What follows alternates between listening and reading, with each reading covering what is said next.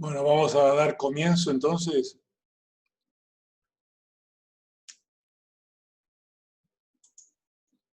Bueno, a todos los participantes que ya han ingresado, les doy la bienvenida. Va a iniciar esta jornada Luis Lehmann, quien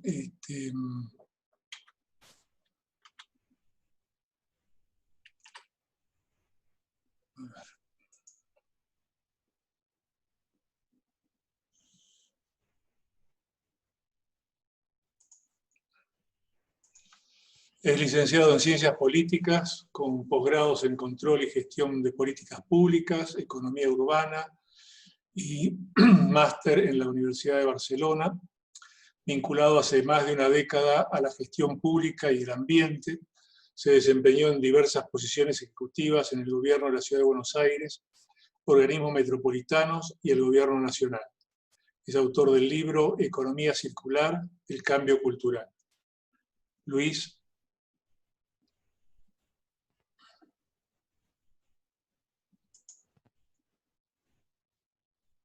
Tienes que activar el audio, Luis. Tu audio. Ahora sí. Buen día a todos. Hice clic, pero no, se ve que fue muy ligero. Gracias por ¿Cómo estás? Buenos días a todos. Muchas gracias, Víctor. La verdad que un placer poder participar hoy de este seminario. Me parece que los temas que vamos a abordar son de mucha importancia. Y en mi caso, a mí me va a tocar un poco, tal vez, brindar el contexto general, ¿no? Digamos, cuál es el escenario en el cual, digamos, se desarrolla el contexto donde se están desarrollando todas estas nuevos paradigmas en cuanto a la gestión de los recursos. Así que, bueno, damos comienzo a la charla. Digamos, empiezo un poco con las tendencias, ¿no? ¿Qué es lo que los principales opinólogos a nivel mundial hablan de que en principio no habría grandes rupturas, digamos, ni grandes cambios de fondo, sino más bien lo que se ve es la aceleración de muchas tendencias. Esto desde ya va a implicar la desaparición de muchas actividades y procesos. En este contexto, un desarrollo económico sostenible es una oportunidad y ahora, a lo largo de mi presentación, les voy a contar por qué.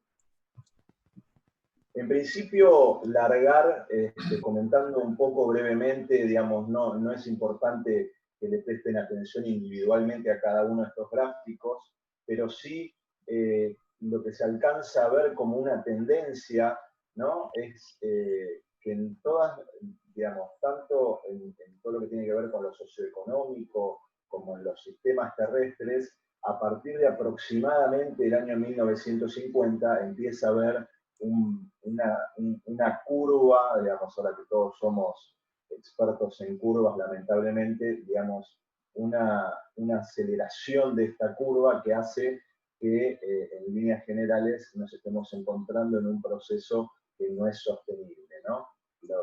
Lo principal acá tiene que ver con las tendencias de extracción de materias primas y su industrialización y al mismo tiempo un consumo que no es responsable y que ha llevado al planeta a situaciones como las que vamos a ver ahora, ¿no? Estos días se tomó conocimiento a nivel nacional, ¿no? Digamos, para los que no están siguiendo día a día todos estos temas que tienen que ver con el impacto de la acción del hombre en el ambiente, de que Argentina entró hace 4 días exactamente en el default ambiental, ¿no? Y a pesar de la pandemia que implicó una desaceleración muy importante de la economía, esto, digamos, no alcanzó ni siquiera para llegar al promedio del mundo que nos lleva un mes por delante, ¿no? Digamos que si nosotros seguimos con este consumo, esto ya no hablo a nivel nacional, ¿no? Sino hablo a nivel mundial, si nosotros seguimos con este ritmo de explotación y consumo, no hay mundo que alcance. Esto desde ya está íntimamente ligado a todo lo que tiene que ver con el calentamiento global. En este sentido, aunque se encuentra dentro de los países que aún cuentan con reservas de biocapacidad, en ese sentido, la verdad que creo que la Argentina, por sus reservas, digamos, en términos ambientales, reservas naturales, tiene un gran potencial, alcanzó el día del exceso, como les comentaba antes, un mes antes de lo calculado para el promedio mundial. Me parece que es muy importante tener en cuenta todo lo que fueron diversos llamados que hubo en los últimos meses en línea de una reactivación sostenible, ¿no?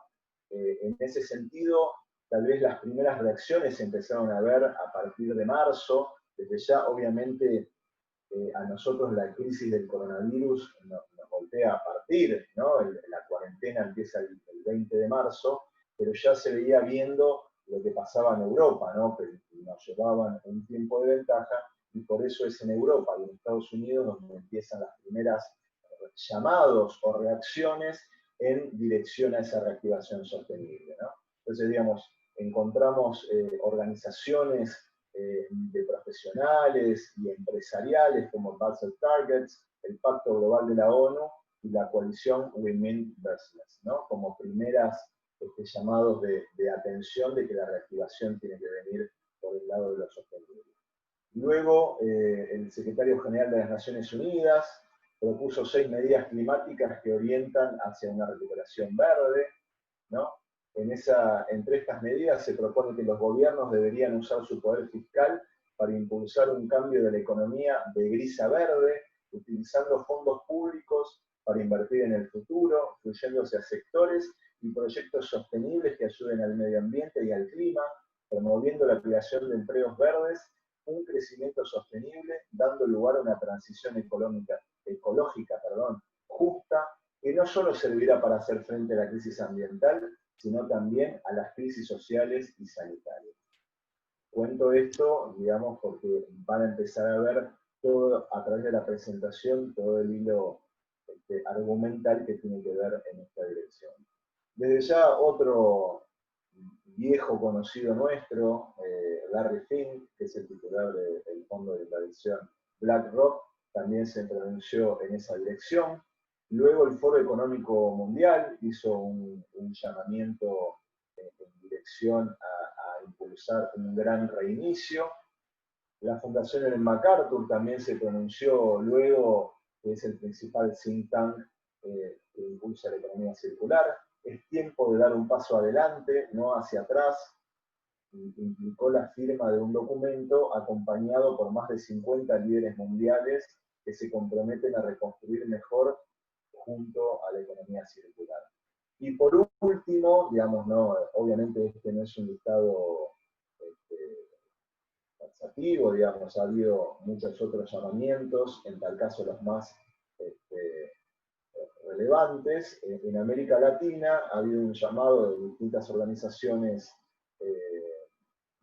sociales y vinculadas al desarrollo económico hacia una reactivación sostenible para América Latina. Entre las organizaciones está el CELARE, la Fundación Konrad Adenauer, País Circular de Chile y otras organizaciones, muchas de las cuales también incluyen a organizaciones nacionales.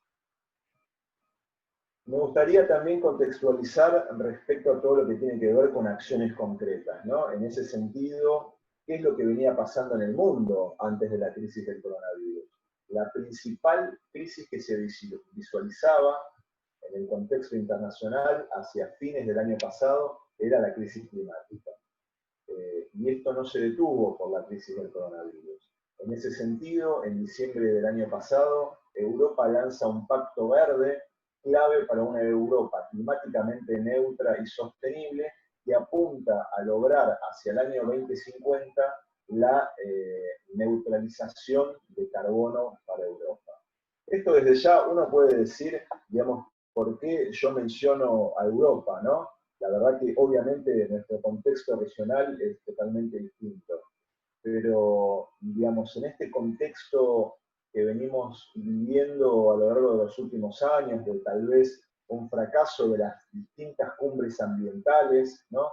fracaso en cuanto a poder lograr un plan de acción conjunto, digamos, esta pelea entre Estados Unidos y China por el comercio mundial, que obviamente también tiene un impacto relevante en todo lo que tiene que ver con el ambiente y el desarrollo económico, tal vez nos podrían hacer pensar de que, digamos, todo esto vuelve para atrás. Pero en este caso me parece que Europa está marcando y estableciendo un nuevo liderazgo a partir de todo lo que tiene que ver con la reactivación económica con una visión ambiental.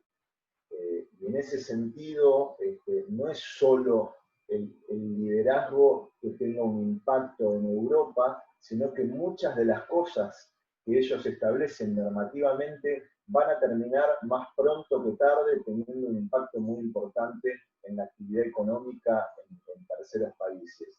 En ese sentido, nada más menciono una de las iniciativas, ahora voy a contar un poco, digamos, cuáles son los ejes del plan europeo, pero, por ejemplo, hay una iniciativa que se llama Del campo a la mesa, que desde ya va a tener en economías como la nuestra, digamos, que tienen un componente tan importante en la actividad agropecuaria, desde ya que va a terminar imponiendo condiciones para que todos aquellos que quieran comerciar con la Unión Europea de acá al 2050 van a tener que empezar a ponerse en tono con las disposiciones y con las reglamentaciones que ellos tienen, sino como por ejemplo el bioetiquetado, si no, no van a poder comerciar con la Unión Europea y desde ya es uno de los principales mercados mundiales.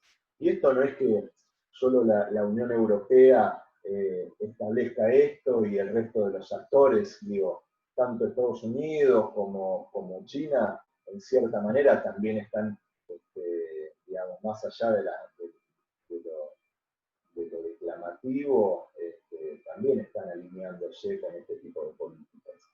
Entonces, digo, como para que vean, digamos, cómo viene el desarrollo, en diciembre lanzan el Pacto Verde, en enero ya presentan un plan de inversión para una Europa sostenible, vean cómo se van alineando las distintas propuestas programáticas, ¿no? En marzo lanzan la estrategia industrial, desde ya que la industria es uno de los ejes para una Europa más verde, la ley climática y el plan de acción de economía circular, que incluye medidas a largo plazo en todo el ciclo de vida de los productos, fomentando el consumo sostenible y garantizando que haya menos residuos.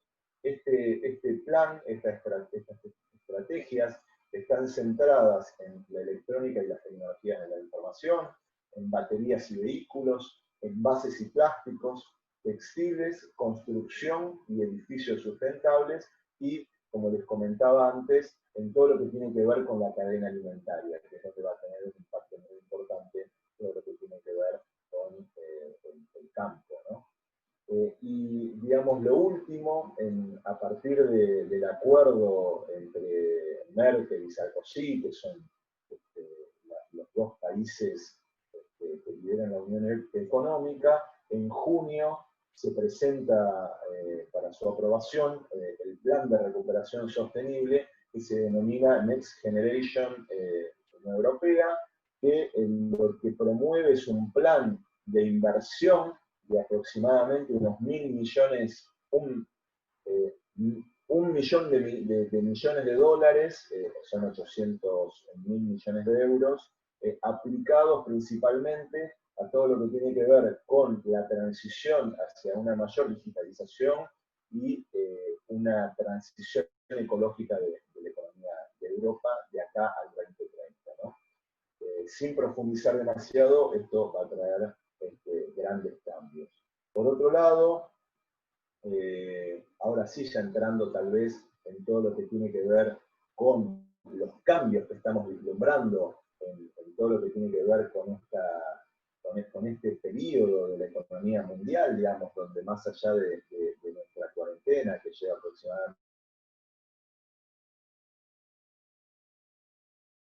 entre 60 y 90 días, por lo cual pudimos ver esa aceleración de tendencias que yo les comentaba al principio de la presentación. Sin entrar en demasiada profundidad, todos estos cambios que vemos en lo digital, en el comercio electrónico, ¿no? Que implica el derrumbar barreras que tal vez eran barreras más que tecnológicas, más de las cosas que tal vez no nos atrevíamos muchos de nosotros a hacer, la bancarización, digamos, grandes conjuntos de la sociedad que por ejemplo, no tenían en cuenta, ¿no? Impactos muy grandes en todo lo que tiene que ver con el mundo del trabajo, la remotización, que obviamente va a impulsar cambios más allá de los que estamos viendo, ¿no? Un aumento de la automatización, cambios muy importantes en todo lo que tiene que ver con la salud. Estaba viendo informes que hablan de que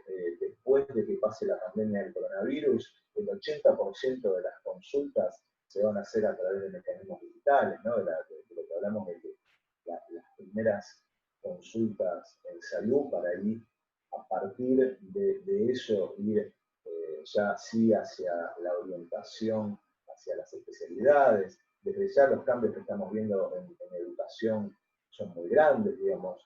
Imagínense este ciclo de charlas, cómo hacemos nosotros para juntar en un mismo punto a 200 personas, ¿no? Cosa que hoy es mucho más sencillo. Desde ya, impactos impresionantes en todo lo que tiene que ver con la movilidad, la logística, el turismo, todo lo que tiene que ver con las ciudades, ¿no?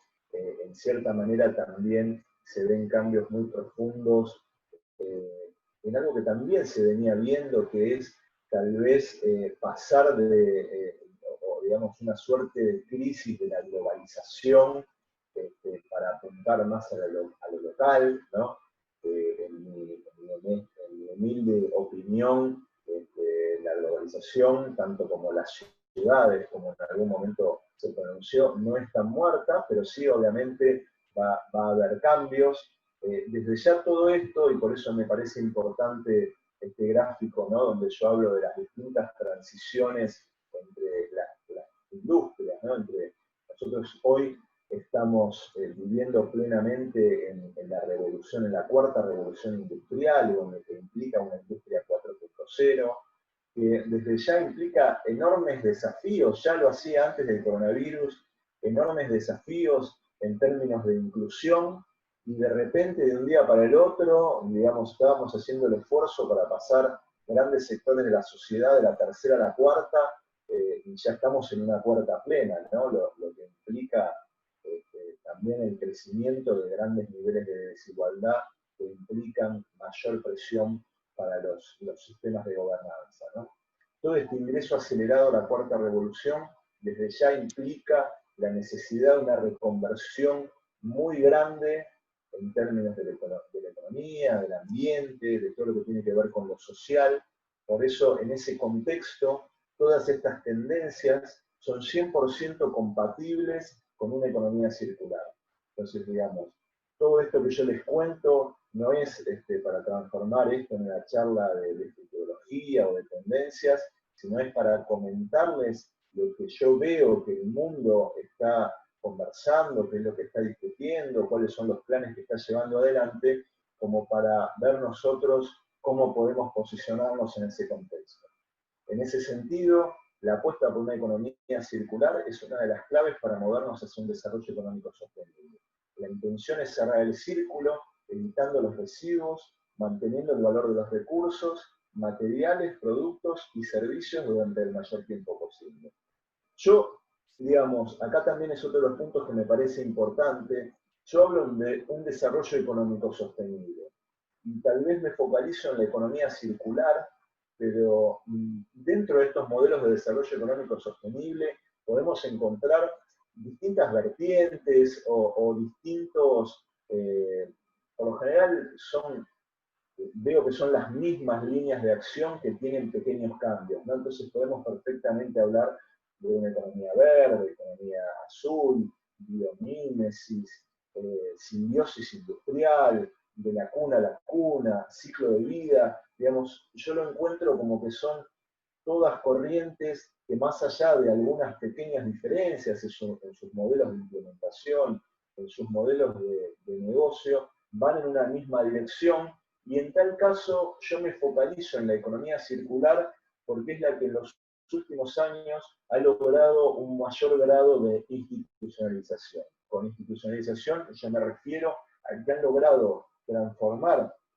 estos modelos de idea en modelos de negocios claros, perfectamente aplicables y que han logrado normativa, ¿no? Esto es lo más importante, han logrado transformarse en leyes que desde ya las leyes, lo más importante de todo esto es que dan certeza, generan marcos de certidumbre, generan la posibilidad de crear mercados, dan herramientas fiscales que son las que producen generar estos mercados.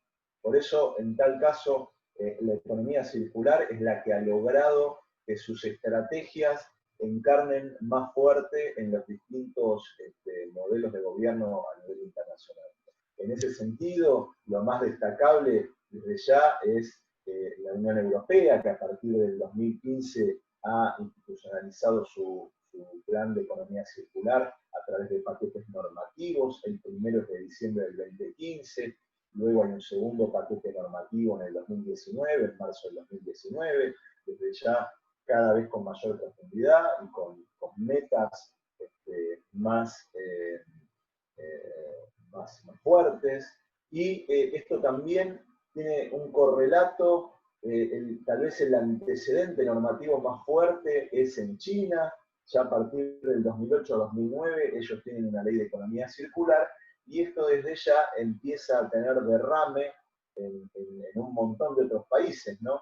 Previo a esto me gustaría comentarles también, tal vez el año bisagra es el 2015, donde se produce, por ejemplo, la declaración de los Objetivos del Desarrollo Sostenible, ¿no? que también es una guía en este proceso, y Laudato Si, la encíclica papal del 2015, que claramente dice que hay que cerrar el círculo, ¿no? Y hay que intentar replicar en el ciclo técnico, es decir, en toda la actividad de la industria, y en el ciclo técnico, como les decía, lo que sucede en el ámbito de la naturaleza, donde los desechos de unos procesos se transforman en insumos para nuevos procesos y de esta manera en la naturaleza no hay desechos. El principio de una economía circular, voy a empezar a ir un poquito más rápido a los efectos de poder cumplir con el tiempo y también que quede para el final un lugar, un espacio para las preguntas que desde ya nos va a permitir orientar hacia cuál es el interés del auditorio, ¿no?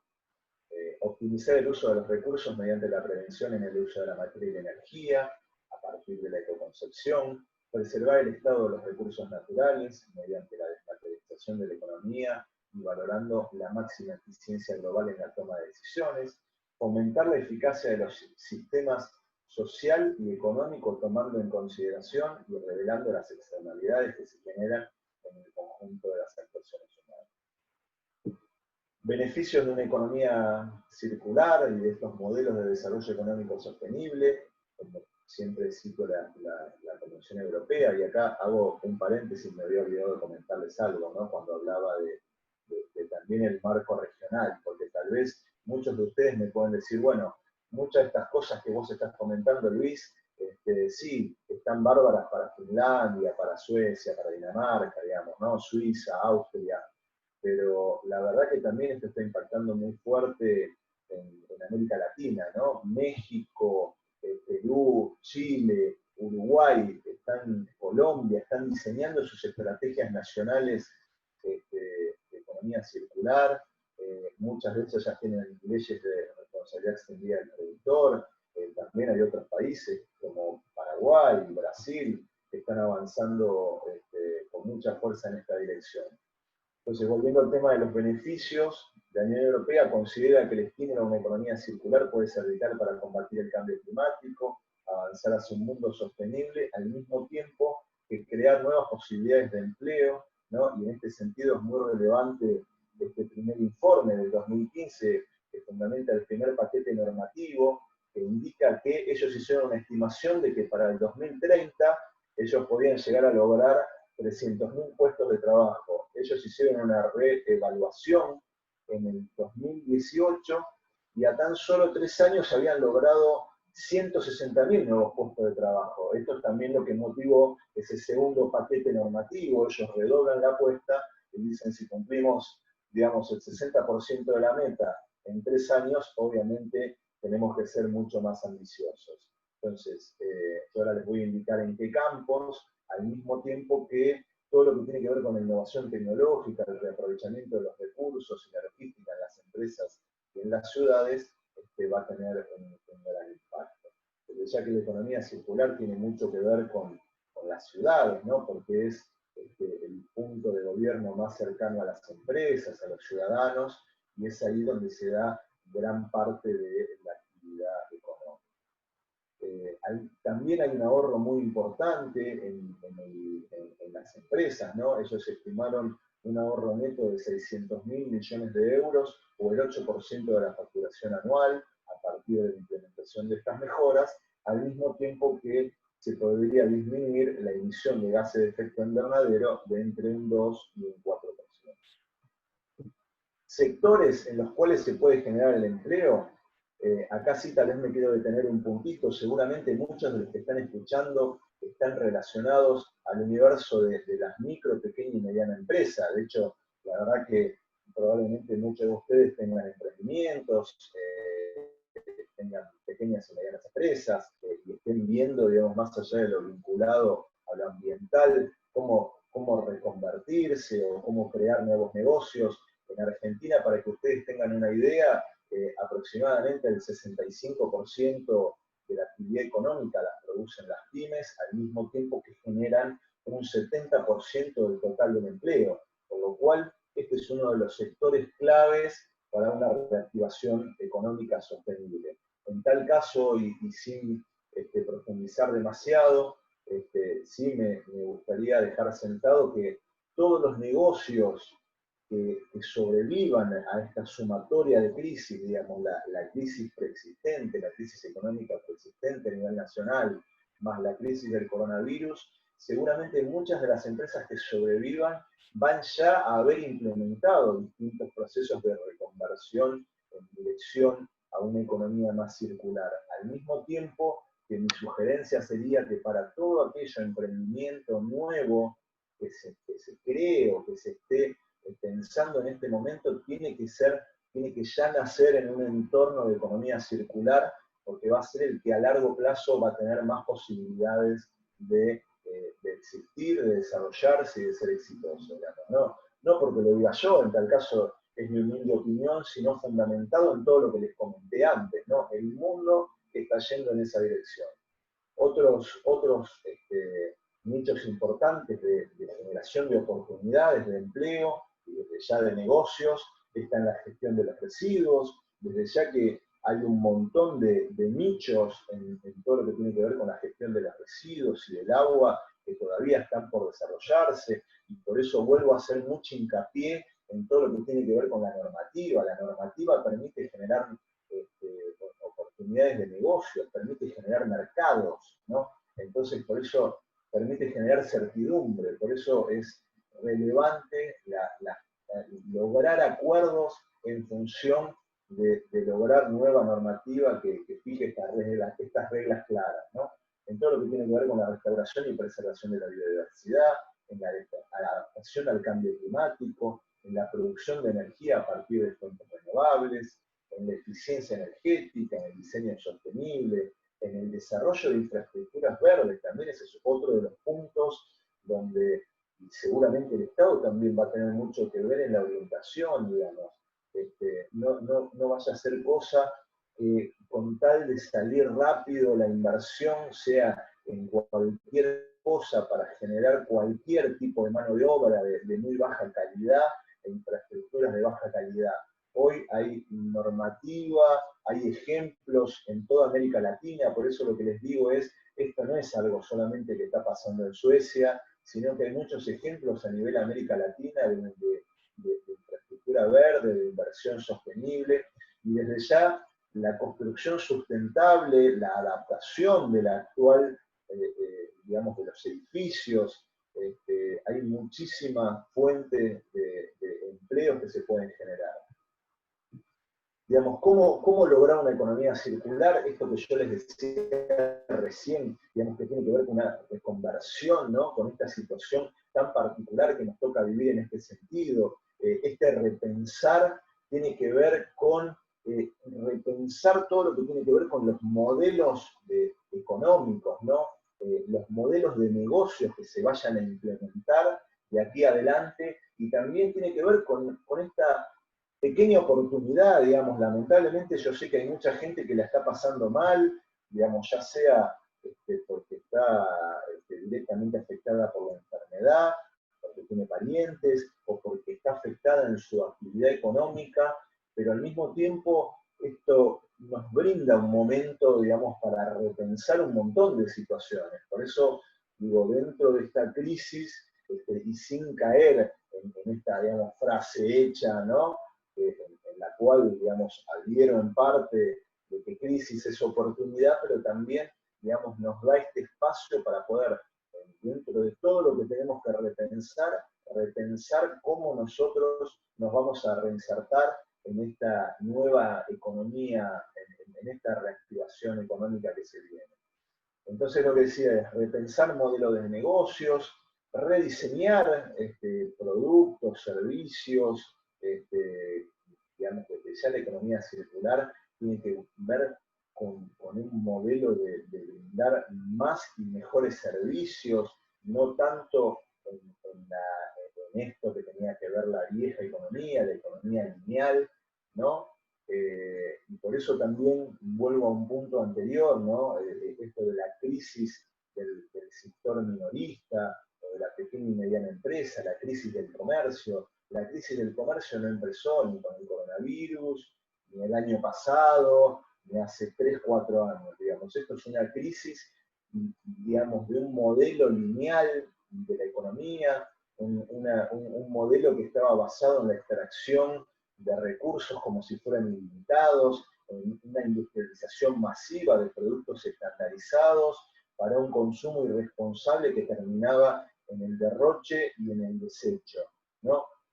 Por eso nosotros veíamos también una economía minorista que cada vez iba más para atrás, que cerraba cada vez más locales. Digamos, tal vez uno veía muchos locales cerrados en las principales ciudades de la Argentina, pero esto también estaba pasando en todo el mundo, digamos, porque cambió el modelo, digamos, ya la gente no quiere productos estandarizados, sino que quiere productos individualizados, por lo cual entran en crisis las empresas que generan grandes stocks, por lo cual ya no necesitan locales tan grandes.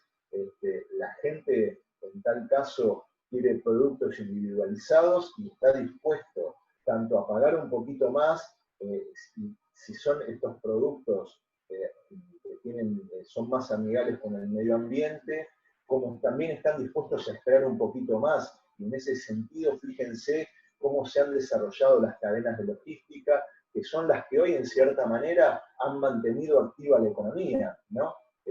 Como todas estas firmas de comercio electrónico y de reparto han permitido, en cierta forma, que se mantengan en pie. Para no extenderme más, desde ya que esta presentación va a quedar disponible para todos ustedes, lo que me gustaría dejarles muy firme son estas ideas, ¿no? De que no hay una contradicción entre economía y ambiente, todo lo contrario, es economía más ambiente. En ese sentido, la crisis del coronavirus no tiene que tapar que había una crisis económica también a nivel mundial, en tal caso manifestada a través de una recesión, tal vez en nuestro país era una recesión más profunda y que viene de las últimas décadas, y que al mismo tiempo se combinaban con la persistente crisis climática, circular más relevancia que nunca. Y quiero destacar que fue un eje articulador durante toda mi presentación. Es necesario lograr acuerdos que terminen en una normativa que permita generar mercados, lo que va a permitir financiamiento. Hoy hay financiamiento, y esto también es lo que les quise mostrar en función de lo que estaba pasando en Europa. pero también está pasando en América Latina. Hay financiamiento disponible para una reactivación económica verde. El año pasado Chile hizo una colocación de bonos verdes soberanos de prácticamente 3.000 millones de dólares, pero a tasas bajísimas. Lo más asombroso fue que dejó prácticamente 7.000 millones de dólares afuera, es decir, había prácticamente el doble de lo que se tomó de financiamiento para volcarse hacia proyectos que tengan que ver con modelos de negocios sustentables. Por eso el rol del Estado y de los distintos organismos es generar estos acuerdos, generar esta normativa que permita estos marcos de acción claros, que genere regulaciones, que genere mercados, que genere economías de escala. Por eso, digamos, no tiene sentido discutir si vale la pena o no acompañar estas tendencias. Son inevitables. Les agradezco mucho el haberme escuchado, quedo a disposición luego para las preguntas, dejo el lugar a mis compañeros y desde ya, para el que le interese profundizar todo esto, yo tengo un libro que se llama Economía Circular, el cambio cultural, que para todo aquel que lo quiera, digamos, como parte de esta nueva economía, digamos, en la que estamos, donde la digitalización es uno de los pilares, está disponible sin cargo para que lo puedan bajar, simplemente me lo pidan, ya sea a través de las redes, de LinkedIn o del correo electrónico. Así que bueno, muchísimas gracias, los dejo con el resto del panel. Bueno, gracias Luis por tu excelente presentación. Hay una sola pregunta, la otra había sido formulada por Marcelo Santangelo, pero dio por respondida con tu última filmina. Así que hay una pregunta que dice, querría saber si implementar un proceso de economía circular a nivel industrial manufacturero y de transformación de pymes al salir de la pandemia no implicaría un mayor esfuerzo económico para las empresas, considerando que el precio de los insumos y el tratamiento de residuos no aumentaría significativamente.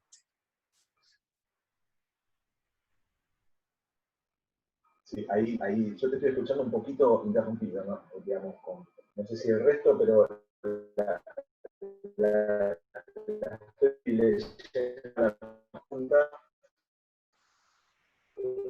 Desde ya estamos en un proceso de transición, ¿no? Y por eso de la economía circular. Entonces, desde ya que uno tiene que tratar de ir al repensar el modelo de negocios, también tiene que pensar en sus cadenas de proveedores, en las etapas de negocio que no dependen de uno, ¿no? Por eso vuelvo a esto que les comentaba en la última línea de mi presentación, ¿no? Acá es importante generar los acuerdos y la normativa que haga que todas las cadenas se vayan alineando en el sentido de modelos de desarrollo económico más sostenibles, ¿no? Entonces, desde ya que implica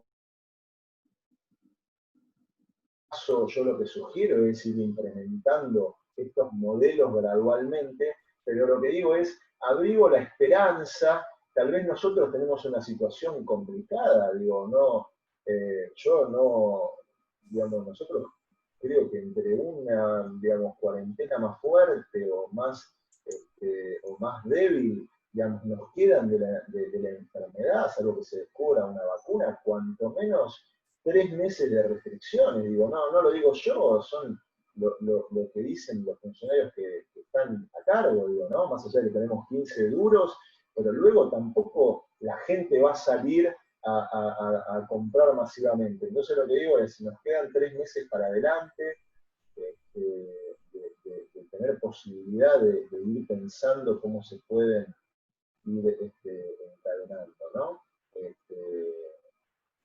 Digo, me parece que son 3 meses que debería aprovecharse para que el sistema político argentino discuta cuáles son las herramientas para la reactivación. No esperar dominar la pandemia como para ver cuál va a ser la salida económica, porque si no las consecuencias desde ya van a ser mucho más graves. Bueno, muchas gracias Luis. Vamos a pasar a la siguiente presentación a cargo de Martín Pagliaro, que es ingeniero químico de la UTN, especializaciones y másters en Administración y Negocios, más de 10 años, ligado al sector renovable de tratamiento de efluentes y socio fundador de Mercados Renovables SRL, una empresa de ingeniería que desarrolla y construye proyectos de energía renovable.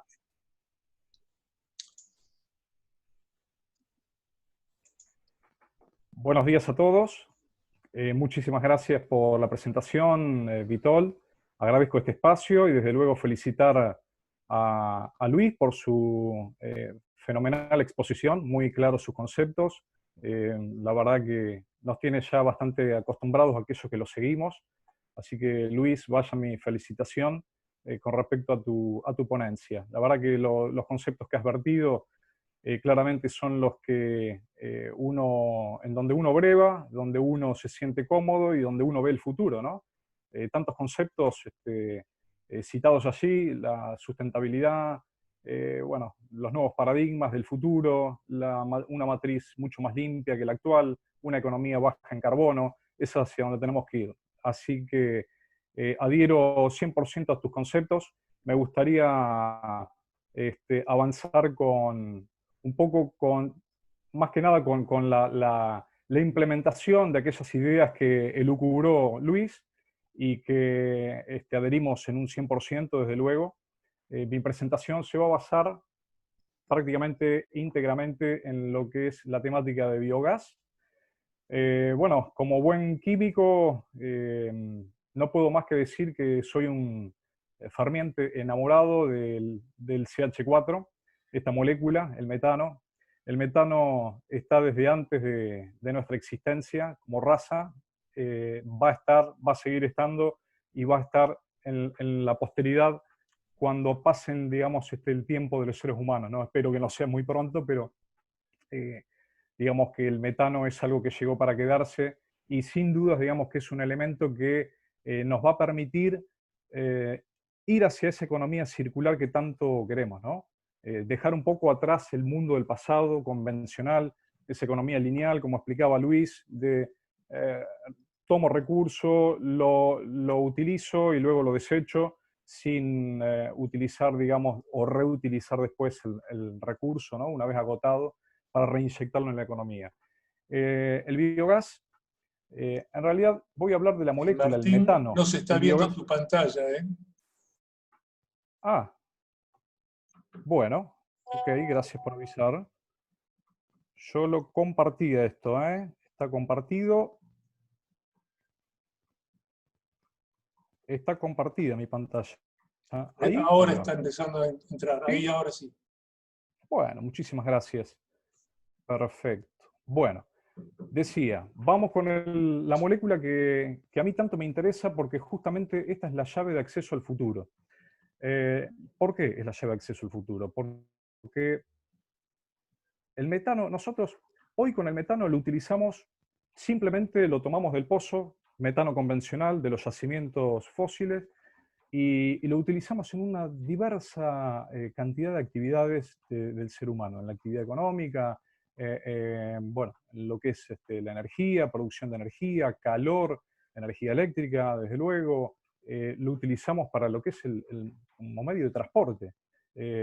También lo que es, digamos, toda la parte, digamos, de creación y generación de fibra sintética. La fibra sintética, los polímeros que utilizamos en nuestras vestimentas están hechas básicamente con gas, el metano que se polimeriza y que se utiliza en distintos procesos, hasta mismo digamos, la manera en que nos alimentamos, ¿no? Nuestros alimentos provienen de los animales y de las plantas, y dentro de lo que son, digamos, la cadena trófica, y precisamente hablando de los animales vacunos, y sobre todo los rumiantes en general, digamos, el metano está presente, y está presente porque desde luego, digamos, forma parte del metabolismo de ese animal, con lo cual sin el metano ellos no podrían existir, y sin la proteína cárnica dudo que las sociedades contemporáneas tampoco.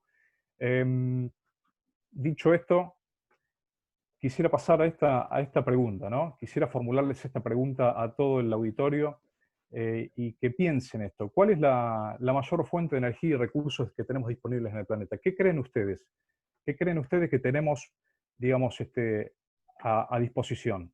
Aquellos que optaron por el sol, bueno, estén contentos porque no están tan equivocados. En realidad, son los residuos que generamos, todos los residuos que forman parte de todo este proceso que tiene que ver, como hablaba, ¿no?, de una economía lineal donde no aprovechamos el mayor potencial energético que tiene este recurso. Nosotros lo vemos como un recurso. El residuo que hoy generan las ciudades contiene más del 55% de material orgánico. Ese material orgánico, ustedes piensen que fue de alguna manera formado por un proceso fotosintético gracias al sol, a la energía solar que llega a nuestro planeta. Con lo cual, ahí tenemos el mayor recurso. Y ahí es donde nosotros tenemos que buscar la solución para el planeta, la solución para ser amigables desde el punto de vista de la sostenibilidad ambiental y desde el punto de vista de lo que es la generación de energía. Ustedes me dirán, bueno, pero ¿cómo hacemos para transformar esto en energía? Muy sencillo, esto lo vamos a ir viendo a lo largo de mi presentación. Quiero adentrarme en el tema, pero quédense con esto, quédense con residuos ya. Nunca más mencionar la palabra residuos, sino recursos que desechamos y que no aprovechamos. Esos son los recursos que tenemos que ir a buscar justamente para reinyectarlos en nuestra economía, en nuestra bendita proclama de la economía circular que tanto hablamos y pocos conocemos. Hoy la gente habla mucho de la sustentabilidad, pero muchos abrazan conceptos que no comprenden muy bien. La sustentabilidad tiene que ser entendida por tres ejes dimensionales: por la parte social, por la parte económica y por la parte ambiental. Y las tres deben convivir entre sí. Nosotros, si vamos al escenario mundial, bueno, nos vamos a encontrar con esta friolera de números que la verdad que a todos nos va a impactar, pero todos sabemos que es así. Más allá del dato duro del número, en el mundo los residuos andan en el orden de los 4 millones de toneladas día. 4 millones de toneladas días que se desperdician, que se van, que se tiran. Bueno, en Argentina, acá hay un dato, en Argentina se está generando un promedio de 1 kilo de residuos por persona por día. Y ese realmente es un dato escalofriante. Si bien los países más industrializados, desde luego, consumen y tiran mucho más recursos, no residuos, tiran mucho más recursos, lo cierto es que en Argentina estamos en un promedio de 1 kilo por persona por día, y de ese kilo tenemos más de medio kilo que lo podríamos aprovechar íntegramente en la producción de energía. Íntegramente en la producción de energía térmica, en la producción de energía eléctrica, o bien utilizarlo como un biocombustible, ahora más adelante lo vamos a ver, para poder trasladarnos. No solamente eso, es el combustible del futuro. El biometano, que es el biogás purificado, hoy ya se está utilizando dentro de los programas de las lanzaderas espaciales. En el caso de SpaceX, ya han probado el último reactor, el último motor alimentado a biometano. Esto la verdad que es fenomenal, es fantástico, porque el mundo va en esa dirección. El biometano no solo nos da de comer, no solo nos calefacciona y nos da energía y nos podemos comunicar, sino que además nos va a permitir avanzar en esto de la carrera espacial, ir hacia a la conquista del espacio. Vamos, más allá de los datos duros de los números, me gustaría entrar un poco en el aspecto, digamos, intrínseco de lo que es el residuo. Hoy, como decía, bueno, lo que producimos viene de un recurso que normalmente es un recurso agotable, un recurso no renovable, lo transformamos en algo que nos da una utilidad y luego lo tiramos. Ese residuo, esa cadena de gestión produce más del 45% de los gases de efecto invernadero, que es el causante del cambio climático, como todos ustedes ya saben. La mayoría del panel descarto que están en tema bien vinculados al tema ambiental, con lo cual, digamos, acá estamos hablando de un problema no menor. Es un dato que la verdad que llama mucho la atención en la cantidad de emisiones de gases de efecto invernadero que tienen los basurales a cielo abierto. Hoy Europa, por ejemplo, con su Green Deal, algo Luis comentó en su exposición anterior, Europa se ha dado la carrera de crear 3 planes directores. Son 3 planes que están basados, digamos, en la recuperación de los residuos. Hay uno de los programas que está basado fundamentalmente en lo que es la generación de envases. Hay una extensión de responsabilidad que se le da al productor del envase y se tiene que hacer cargo de toda la logística y, digamos, toda la trazabilidad de ese envase. Y después, bueno, todo lo que es la parte de generación de residuos en sí, ¿no? Europa se dio a la ambiciosa meta de reducir en un 50% la cantidad de residuos generados y aprovechar energéticamente dichos residuos. ¿Qué significa aprovechar energéticamente dichos residuos? Bueno, lo que venimos comentando. Transformar la fracción orgánica en un elemento que nos produce energía, que nos puede permitir, digamos, cursarlo en todas las actividades del ser humano, en todas las necesidades energéticas del ser humano, bueno, justamente para nuestras necesidades, ¿no? Bueno, vamos un poco a la propuesta de solución que nosotros tenemos. ¿Qué es hacia dónde el mundo va? ¿Qué es lo que el mundo está haciendo con respecto a la basura? Otra vez vamos a mirarnos en Europa, vamos a reflejarnos en Europa, tanto como en Estados Unidos, pero bueno, básicamente las 2 cunas de la transformación y de nuestra matriz energética están dadas allí, están tanto en Europa como en Estados Unidos, si bien China también tiene sus avances en la materia, en energías renovables, pero lo cierto es que lo que es el aprovechamiento energético de los residuos sólidos urbanos está dado básicamente en Europa, ha sido la cuna, y también en Estados Unidos. Pero bueno, básicamente, para ir entendiendo un poco el lineamiento de mi exposición. Nosotros, con el biogás, podemos producir un modelo descentralizado de generación. Gracias a la implementación de este tipo de tecnología, nosotros estamos en condiciones de complementar la oferta de combustible fósil. Digamos, nosotros debemos ver la producción del biogás como un complemento del gas natural. Hoy el gas natural, todo el mundo sabe que es un combustible de transición hacia una matriz mucho más limpia, mucho más eficiente. Bueno, si el gas natural es el elemento que nos permite la transición hacia esa matriz energética limpia, el biogás es el destino de esa transición y es la llave de acceso hacia combustibles mucho más limpios, como la ruta del hidrógeno y otros combustibles del futuro que vendrán. Pero nosotros tenemos que verlo al biogás como un complemento y no como un sustituto del gas natural. El gas natural fósil, la Argentina debe explotarlo y debe aprovechar su digamos, potencialidad, pero en el sentido de generar divisas, exportando ese combustible, digamos, ese combustible fósil.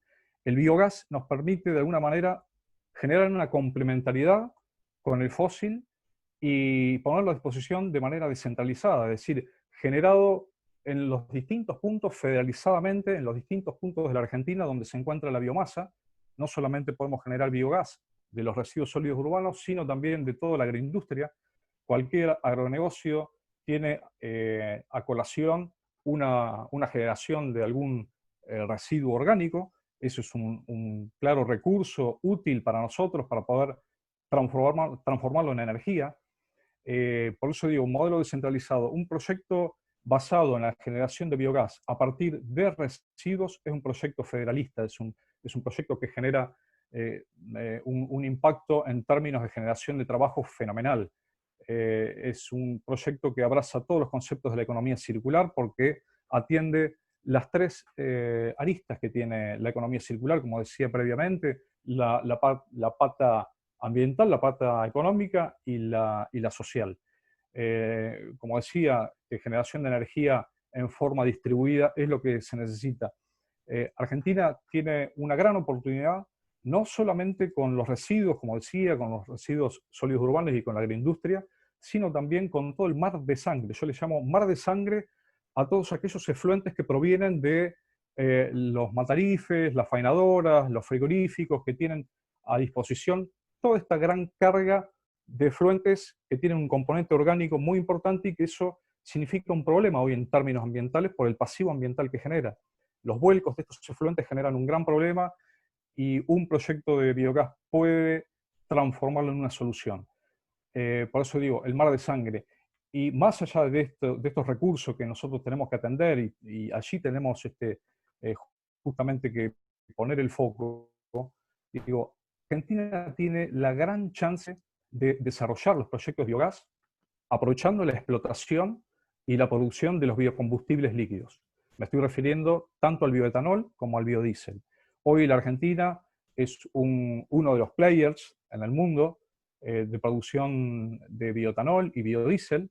Y bueno, allí en en ese clúster, digamos, en ese entramado de empresas vinculados a esa generación de estos biocombustibles líquidos, está la posibilidad de complementar con un proyecto de biogás para maximizar las ganancias, que es lo que se tiene que hacer, y maximizar la utilización de los recursos, porque en realidad se trata de eso, se trata de tener un proyecto integral que aproveche y maximice los recursos del lugar para generación de riqueza.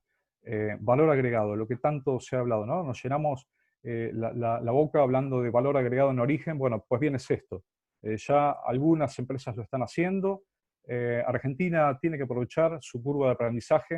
En nuestro país hay más de 130 plantas de biogás instaladas, algunas en operación, otras en construcción, pero ya hay una curva de aprendizaje trazada, hay un universo, un clúster de empresas, un entramado de empresas que bien podrían servir al desarrollo y a la solidificación de la tecnología del biogás, justamente para propiciar nuevos proyectos, para propiciar y viabilizar nuevos emprendimientos que tengan que ver con el acceso a la energía en forma federalizada, en forma universal, en forma irrestricta y barata, y no contaminante, que es lo mejor.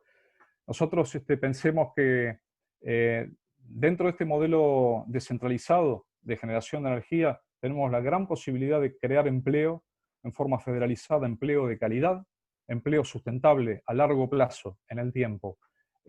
Hoy, pensemos, la gente se concentra en las grandes ciudades a vivir una mala calidad de vida y a consumir recursos que no son renovables. Bueno, los proyectos de biogás van a permitir un cambio sustancial en esa dirección. Es un cambio cultural, un cambio de paradigma. Vamos a ir, bueno, un poco los efectos económicos y ecológicos de un proyecto que abreva en lo que es la recuperación del biogás. El biogás, pensemos que ya estaba como decía antes, ¿no? Estaba ya desde el origen de los tiempos.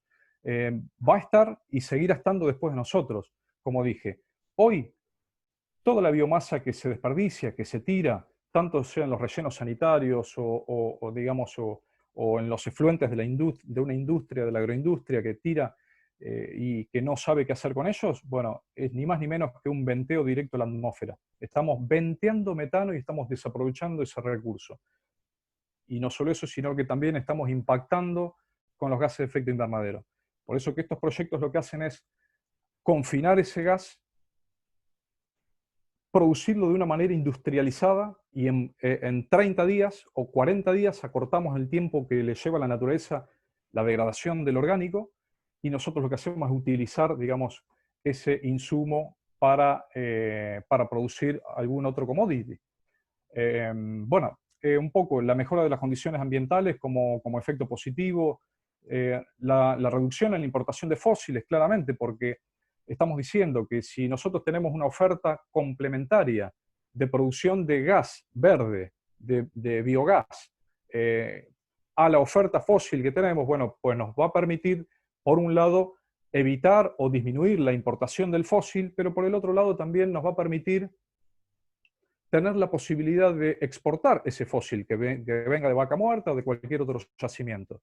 Entonces, no solo revertimos la ecuación económica en el sentido que dejamos de pagar por un fósil que tenemos que comprar, sino que además lo que estamos haciendo es, digamos, sustituir esa importación por una exportación del mismo fósil. Bueno, como dije antes, desarrollo de economías de escala, movilizar inversiones por los distintos programas y proyectos que se pueden situar en derredor de un proyecto de biogás. Esto de energía eléctrica y térmica a bajo costo y en forma segura, quiero recalcar esto, ¿no? el suministro de biogás, una planta de biogás opera en forma continua, es como una planta es una planta, una central térmica, digamos, ¿no? De energía firme digamos, y producción de energía eléctrica constante y sonante. Esto nos va a permitir, de alguna manera, no solo hablando de energía eléctrica, sino también del suministro como gas, nos va a permitir tener una compensación en la merma de la producción local del fósil. Yendo un poco a la problemática de la situación. Nosotros para entender dónde estamos parados, es necesario hacer un análisis Pestel, un análisis multidimensional que toma las distintas aristas, política, económica, social, tecnológica, ecológica, y también el tema de leyes, porque, digamos, tenemos que ir hacia un estado de situación y ver dónde estamos parados para saber qué es lo que tenemos que hacer, de qué manera tenemos que operar para implementar los procesos que hagan falta para que la Argentina pueda recuperar de alguna forma la senda del crecimiento con la generación de empleo, con la generación de energía, como decía, y la federalización de ambas dos. Por un lado, bueno, vamos con los aspectos políticos. El aspecto político, Argentina claramente ha asumido su compromiso en la COP21, que se ratifica en la COP22, sobre la emisión de sus gases de efecto invernadero. Por otro lado, bueno, el tema del margen político que hoy tenemos para contraer deuda no es nada nuevo, no estoy descubriendo en absoluto nada novedoso. Todos sabemos que Argentina hoy está peleando para negociar con los holdouts, con lo cual hoy contraer deuda para cualquier proyecto, digamos, salvo el tema de los fondos verdes que hoy comentó Luis, mi anterior expositor, algo mencionó sobre el tema de los fondos verdes, pero salvo para algunos casos muy puntuales, lo cierto es que hoy la Argentina está muy complicada para tomar empréstito extranjero. Después, otro tema es la necesidad de adoptar políticas de desarrollo a largo plazo. Hoy tenemos que pensar que las políticas para desarrollar e implementar proyectos de biogás tienen que ser pensadas desde el vamos como políticas inteligentes de Estado, en un sentido de que vengan, digamos, diseñadas desde el sentido común y que sean simples. Miren, es muy fácil adoptar planes sobre programas ya incorporados. El programa de los biocombustibles líquidos ya es una realidad, hay una ley y hay una reglamentación que les permite generar ese mercado. Bueno, pues bien, nosotros lo que tenemos que hacer es diseñar políticas públicas claras, inteligentes, simples y no complejizar las cosas. Esa es la realidad, tenemos que ir en ese sentido. Y para eso tenemos que aprovechar lo que ya está hecho. Muchas veces, bueno, desde lo político se habla de la gran burocracia estatal, ¿verdad? Y yo digo, la burocracia estatal es como una gran matriosca, porque uno se encuentra con normas y normativas y disposiciones y regulaciones y la verdad que hay veces que hay uno se encuentra con tantas instancias para poner en marcha tal o cual proyecto que la verdad que muchas veces uno desestima una inversión justamente por esos obstáculos que encuentra. Entonces lo que tenemos que hacer es eliminar esos obstáculos que son de índole no tecnológica para así poder implementar este tipo de tecnologías, ¿no? Yendo hacia el factor económico. El factor económico, bueno, hoy la Argentina está en una delicada situación económica. Esto nos permite ser eficientes, inteligentes y tenemos que maximizar el valor de los recursos en pos del beneficio común, digamos, en pos del interés común. ¿Qué significa esto? Ustedes habrán leído las noticias que muchas veces últimamente con la caída del petróleo, muchos proyectos han sido inviables para el mundo petrolero, estoy hablando. Hoy se está vendiendo gas fósil y gasoil a valores que están por debajo de su break-even point, digamos, debajo de su costo de producción. Esto es un perjuicio para todos. Esto no beneficia a nadie, no beneficia ni al privado, que tuvo que invertir y que esperaba una rentabilidad acorde, ni se beneficia el Estado, ni el Tesoro Nacional, ni las provincias con su coparticipación, porque obviamente la recaudación va a ser menor. Entonces, esto es muy sencillo. Acá tenemos que partir del principio de la economicidad del producto o del bien. Lo que tenemos que buscar es la maximización de los recursos, justamente en beneficio del interés común. Por Por otro lado, bueno, el tema de la pérdida de divisas por importación de fósiles, esto ya lo he mencionado y esto es así. Argentina, hubo épocas, hubo años atrás que hemos gastado, pagado más de 6.000 millones de dólares, 7.000 millones de dólares por año para importación de combustibles fósiles, lo cual hoy pensar eso es una locura, es inviable. Tenemos que pensar en una solución a corto plazo, instrumentarla de la mejor manera posible, aprovechando los recursos que tenemos, la maximización de los recursos. Bueno, un poco el último punto, la posibilidad de acceso a fondos de organismos como el PNU, como el BID, como la CAF, para proyectos de remediación ambiental. Esto es bien cierto, ya lo comentó Luis. En la parte social, bueno, hoy está muy bien visto que un proyecto considere el aspecto ambiental, la dimensión social, con lo que es la generación de empleo y la incorporación digamos, de distintos sectores sociales. Esto la verdad que es bien cierto, no voy a abundar mucho en este detalle, pero bueno, simplemente saber que hoy una economía circular nos puede permitir salir de la pobreza y generar una cantidad de empleos brutal. No podemos soslayar este dato. En los aspectos tecnológicos, bueno, si bien Argentina tiene alguna falencia en la parte de infraestructura, sobre todo en lo que es distribución de energía eléctrica, lo cierto es que en la parte de gasoductos, Argentina está mucho, si lo ponemos en términos comparativos, Argentina está mucho mejor que Brasil, por ejemplo. Brasil está desarrollando proyectos de biogás y biometano. Brasil tiene unas 500 plantas, por ejemplo, de biogás, perdón, y ese biogás, el país hermano, digamos, está pensando de alguna manera en incorporarlo a su matriz de consumo, pero el problema que tiene es el middle stream.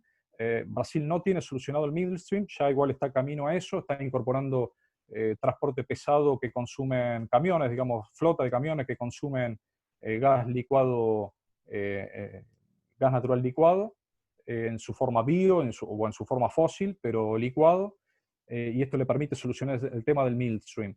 Argentina no tiene tanto ese problema porque tenemos una red de gasoductos troncales bastante importante, pero lo cierto es que sí hace falta infraestructura a nivel de microredes, a nivel de localidades del interior que no tienen, digamos, acceso al gasoducto, y bueno, allí sí se puede crear, digamos, alguna regulación, digamos, crear algún incentivo, alguna normativa para fomentar, digamos, la inversión en infraestructura de pequeña escala, digamos, ¿no? Estamos hablando en los lugares donde podemos instalar plantas de biogás aprovechando aquel recurso que decíamos. Después, bueno, la tecnología de biogás ya es madura y súper asequible en el mundo, y esto también es un dato bastante importante mencionar, que en Argentina, como decía, hay ya un clúster del biogás. En realidad hay un clúster del gas, hay empresas que están enfocadas en el gas fósil, en el desarrollo de vaca muerta, etcétera, pero muy tranquilamente esta industria puede migrar hacia lo que es digamos, el sostén y el desarrollo de la industria para el biogás. Sin duda que esto se puede lograr. No estamos tan lejos de hacerlo. Después, en la parte ecológica, bueno, acá debe existir una regulación, digamos, una adaptación progresiva de los municipios en cuanto a regulaciones, las regulaciones que están vigentes, y hay regulaciones que deberían estar. Esto ya después lo vamos a ver más adelante, digamos, sobre todo la parte de impacto en gases de efecto invernadero. No hay inventarios, no hay una ley de inventarios que regule los municipios o que obligue a los municipios a hacer, digamos, un análisis y una medición de los gases de efecto invernadero. Esto sí sería muy útil. Pero bueno, lo cierto es que en esta dimensión ecológica, digamos, hoy nos encontramos con que los basurales a cielo abierto, en general, el sistema de saneamiento y de los rellenos sanitarios es un sistema muy deficiente, arcaico diría, y allí tendríamos que poner todo el foco de atención para aprovechar también ese recurso, como decíamos, ¿no? Finalmente, en este análisis que estamos haciendo situacional de la Argentina, la parte legal es sumamente prioritaria tenerla en cuenta. Hoy el biogás no está permitido como, digamos, como biocombustible para utilizarlo en la matriz, dentro de lo que es la 26093, que es la ley de biocombustibles. Esa ley tiene un decreto reglamentario que solamente fue aprobado para los biocombustibles líquidos, no para el biogás. Allí hay una deuda pendiente. La ley 27191 de energías renovables incluye al biogás, pero en realidad no incentiva su uso. La 27191, como ustedes saben, dio paso al programa Renovar.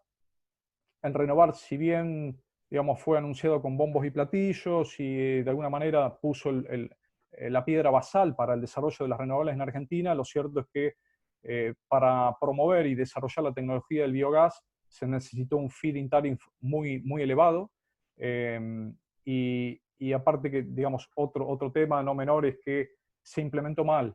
A mi juicio, esto corre, digamos, por mi criterio personal. Yo creo que fue mal implementado, si bien ya hay algunos proyectos de biogás en marcha, pero lo cierto es que en el biogás se está pagando por energía entregada y no por potencia, y esto es claramente una desventaja para este mundo, ¿no? para estas tecnologías. Con respecto a la gestión de los RCU, bueno, la 25916 es la que sostiene, la normativa que sostiene, el andamiaje legal que sostiene esa, digamos, esa generación. Y después, bueno, lo que es para el biogás, aplica la ley 24076 propia del gas natural.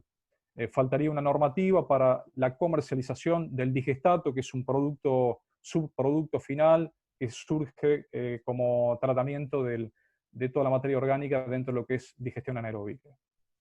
Si bien aquí ya hay una reglamentación para, digamos, que habilita el uso de digestato como enmienda agrícola, ciertos digestatos están utilizados como enmienda agrícola, están aprobados, digo, como enmienda agrícola, esto bajo la resolución 1919 de ambiente, esto fue aprobado el año pasado. Lo cierto es que faltaría adicionar una reglamentación para que se habilite comercialmente el uso del digestato. Después, con tecnologías disponibles para el procesamiento de la materia orgánica, no me voy a meter mucho porque será materia de mi próximo sucesor, que es Vitol. Pero bueno, básicamente mencionarles que las tecnologías que existen hoy en el universo del aprovechamiento energético de la materia orgánica están en, bueno, todo lo que es el gráfico superior izquierdo, es tecnología tipo garage, que procesa material con alto sólido. A la derecha superior es una obra en construcción de un tanque UASB. Es un reactor UASB. No me voy a meter mucho con especificaciones técnicas, porque no es el objeto de esta presentación. Abajo es un reactor tanque mezcla completa, y en el último gráfico, abajo a la izquierda, es, digamos, la tecnología de pirólisis, gasificación y plasma, que en realidad eso, tanto la EPA norteamericana como su par europeo lo consideran como una tecnología asociada a la incineración. Hoy ya está en desuso en el mundo, no tiene sentido hablar mucho de ello. El potencial de generación que tiene la Argentina de biogás hoy está basada en todo lo que es, digamos, el aprovechamiento energético de lo que genera, digamos, la cría de animales en forma confinada, más lo que es el aprovechamiento del FORSU, la fracción orgánica de los RCU. Estaríamos hablando alrededor de 1 gigavatio de potencia. Esto significaría el 5% de la demanda de energía primaria que tiene la Argentina. Hoy nosotros estaríamos en condiciones de desarrollar proyectos de biogás, lógicamente si existiesen las normativas para incentivar la inversión en estas tecnologías, estaríamos en condiciones, digo, de sustituir hasta un 5% de la demanda de energía. Plantas de biogás en el mundo, Alemania tiene alrededor de más de 10.000 plantas, la verdad que Alemania es pionera en este sentido, y Argentina tiene, como decía, algo más de 137 plantas, algunas en fase de operación, otras de mantenimiento. Y bueno, en términos de aprovechamiento de residuos, El SEAMSE es la planta de compostaje más grande que tiene la Argentina y bueno, procesa alrededor del 13% de los residuos en cava. Martín, Sí, Vitol. por favor, Vamos cerrando, sí.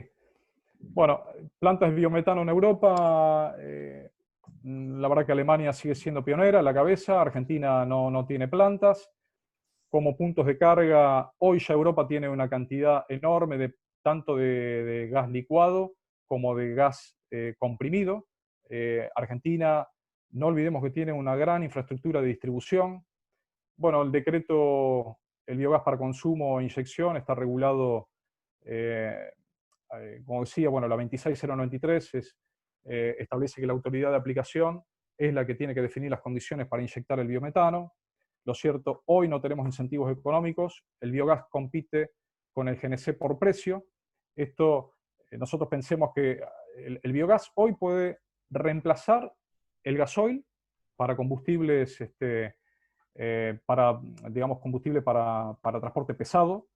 Sin duda que gana en todas las aristas, en la parte social, ambiental y de precio, pero si nosotros nos referimos, digamos, el biogás como, si me permiten, digamos, si va a competir contra el gas natural fósil, la competencia se da por precio, ahí se da por precio. Y si bien hoy el gas natural se está vendiendo a precios muy bajos, este slide lo demuestra, ahí tenemos la generación en pozo, está en un valor de 3 millones el BTU aproximadamente, pasa por todo lo que es digamos, la cadena logística, por así decirlo, y llega la distribución, el transporte y llega al consumo final, ¿verdad? Está llegando a la garrafa social a $11 el millón de BTU, $12 en estaciones de GNC y $7 en la industria. Hoy el biogás anda alrededor de $7 el millón de BTU. Si lo transformamos a bio, digamos, biometano comprimido, estamos alrededor de los 50 centavos dólares el metro cúbico. Esto, si lo comparamos con Europa, fíjense lo que es Italia. Italia anda alrededor de los 90 centavos de dólar el metro cúbico de gas natural comprimido. ¿Okay? Argentina realmente tiene una ventaja enorme, enorme. Por eso decía, competimos con precio, pero contra el gas natural, pero lo cierto es que al gas natural tenemos que incorporarle todos los costos de logística internos que tiene. Eso que mencionaba, que veíamos en la filmina anterior, el transporte, la distribución, toda la gran infraestructura que está puesta en marcha y que eso obviamente alguien invirtió para que eso existiese. Bueno, eso tenemos que meterlo dentro de lo que es el costo real del gas natural. El biometano no tiene ese costo porque se genera en origen, donde se consume. Rápidamente, Vitol, ya para ir terminando, los antecedentes de inyección. Alemania tiene un sistema de bonos y un feed-in tariff por tecnología. En Inglaterra es algo similar. Suecia tiene la mayor cantidad de plantas de biometano en relación a las plantas de biogás. Esto porque tiene un parque de transporte público basado en biometano, en consumo de biometano. Italia tiene un decreto biometano muy fuerte que incentiva en los distintos tipos de generación. Bueno, ya en Latinoamérica, Colombia tiene una resolución 120 que permite, hay contratos que son regulados por el Estado, otros que son libres, y Brasil, bueno, armó su proyecto de ley en el 2013 y en el 2019 saca el nuevo marco legal para la inyección del biometano. Esto fue una piedra basal para Brasil. Ya terminando, los antecedentes de inyección de biogás y biometano en Europa, en Argentina. Hoy se propone una ley de biometano. En Argentina hay un anteproyecto de ley para inyectar hasta un 5% de biometano en la red, que era lo que yo mencionaba un poco anteriormente, que es la capacidad que hoy tenemos de desplazar, digamos, el consumo de energía primario. Hoy Argentina puede tranquilamente desplazar el 5%, y ese es el 5% que estamos pensando. ¿Qué supondría la incorporación de ese proyecto de ley? Hecha ley. Un desarrollo federalizado de fuentes de trabajo, de energía, inversiones por más de 4.000 millones de dólares. Se ahorrarían 600 millones de dólares por año en importación de fósil. 40.000 puestos de trabajo, tanto indirectos, sumando directos como indirectos. Y esto sin afectar para nada la producción local del gas natural. Por eso no lo veamos como una competencia, sino más bien como una complementariedad.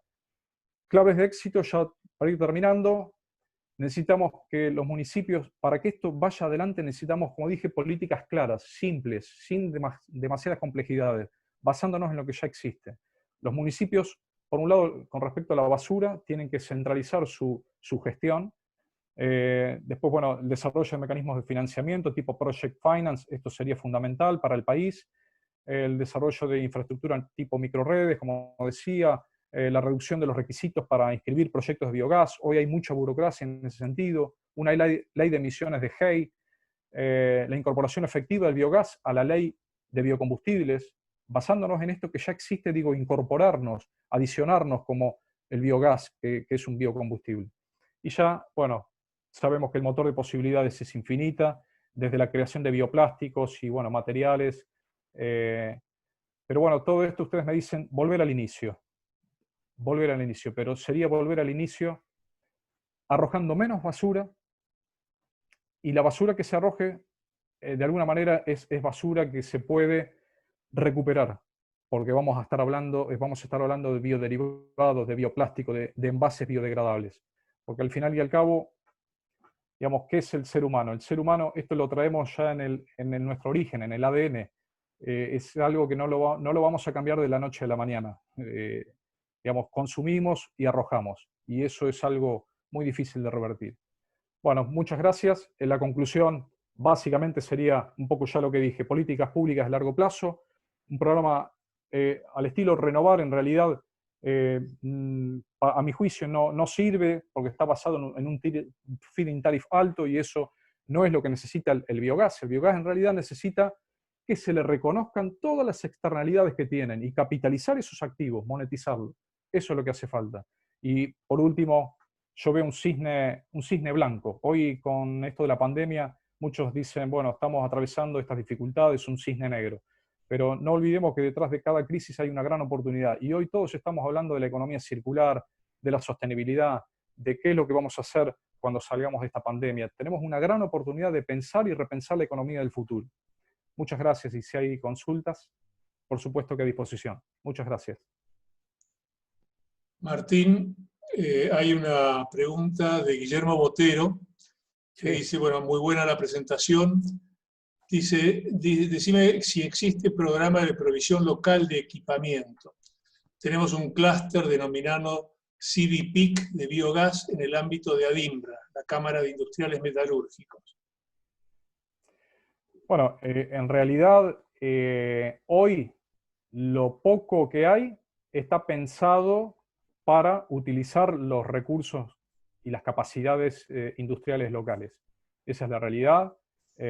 Si bien en su primer momento hubo tecnología europea, de hecho, bueno, sigue viniendo tecnología europea y de otras partes del mundo para aplicar estas tecnologías, lo cierto es que cada vez se está dando un enfoque mayor al componente nacional de estos proyectos, y desde allí, sin duda que eso va a ser un aliciente para nuestra industria. Digamos, yo soy argentino, creo en mi país, creo en las capacidades genuinas industriales. Solo lo que necesitamos, esto es un mercado. El mercado, como todo mercado, tiene una oferta y una demanda. La oferta la tenemos, está la oferta.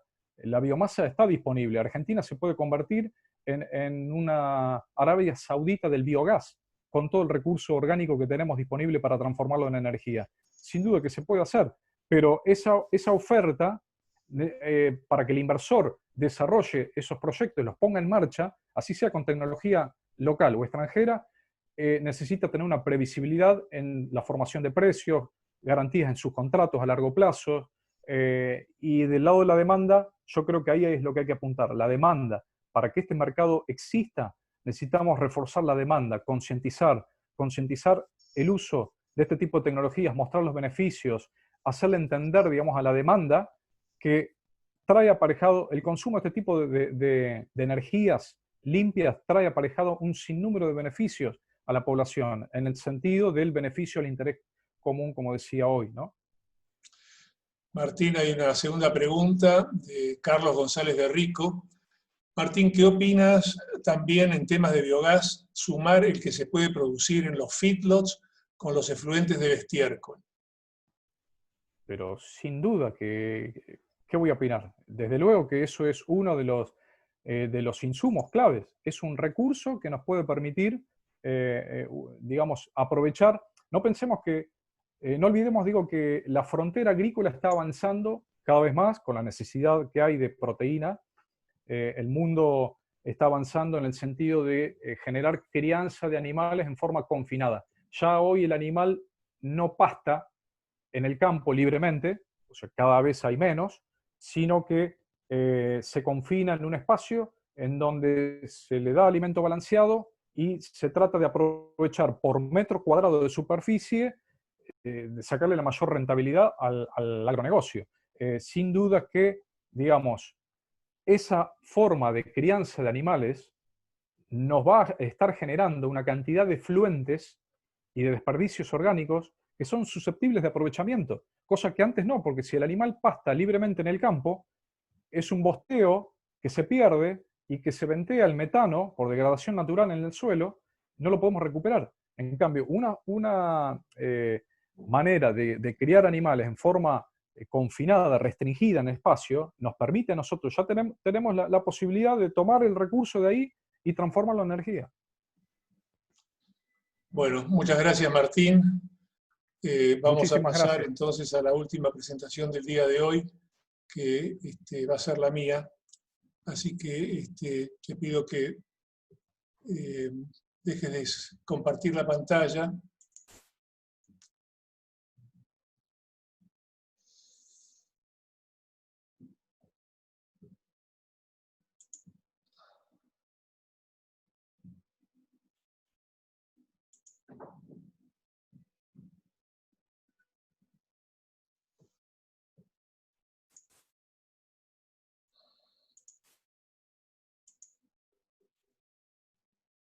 Bueno, me toca a mí hacer mi propia presentación. Soy licenciado en Química Industrial de la UBA, con posgrados en especialización ambiental en la UCA y en la UCES, y he dedicado parte de mi actividad a las tecnologías sustentables e innovadoras para la recuperación de energía a partir de residuos urbanos e industriales, y fui profesor entre 1998 y 2014 en la carrera de Ciencias Ambientales de la USAL.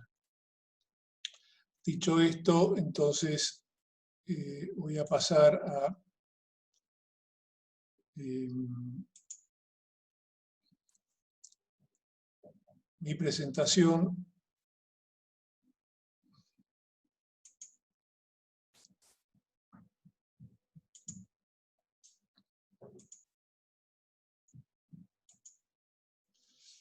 Que es la que lleva por título la valorización energética de residuos sólidos.